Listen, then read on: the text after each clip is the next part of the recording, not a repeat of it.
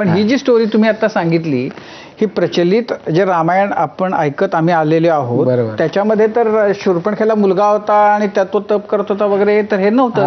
हेच तर आता ही काय म्हणजे आदिवासी समाज म्हणजे तुम्ही जे चित्रकथी करता त्याच्यामध्ये ही इतक्या वर्षांपासून ही कथा सांगितली जाते. एकदम बरोबर.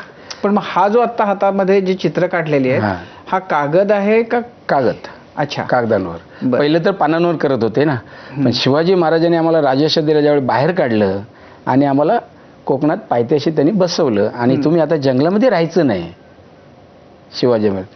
आणि मग त्यांनी आम्हाला काय केलं, हँडमेड पेपर बनवून दिला. बरं. कोणी छत्रपती शिवाजी महाराजांनी, कारण पूर्वी तर त्या मशनी अशा कमी होत्या ना, आणि मग तो 12x18चा पेपर बनवून दिला.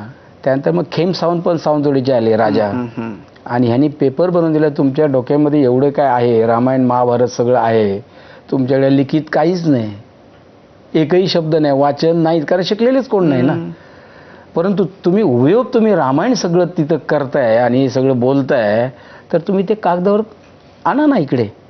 आणि त्यांनी तो आम्हाला पेपर बनवून हँडमेड पेपर बनवून दिला आणि म्हणाल चालू करा.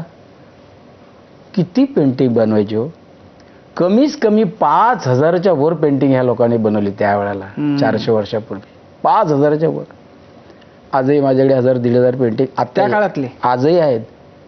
आणि ह्याचा क्रूप म्हणून जर तुम्ही म्हणाल तर नॅशनल म्युझियमने ह्याचं टेस्ट केलंय ह्या पेंटिंगला.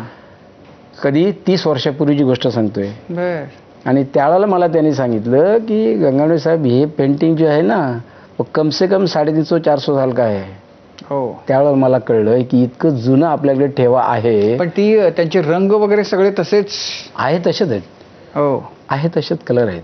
आता ह्या बाहुल्या किती जुन्या असतील? आत्ताच्या ह्या बावल्या ज्या आहेत, ह्या बावल्या आपल्यासमोर ह्या नवीन दिसत आहेत आत्ताच्या, ह्या मी आत्ता जे ठेवलेल्या आहेत त्या.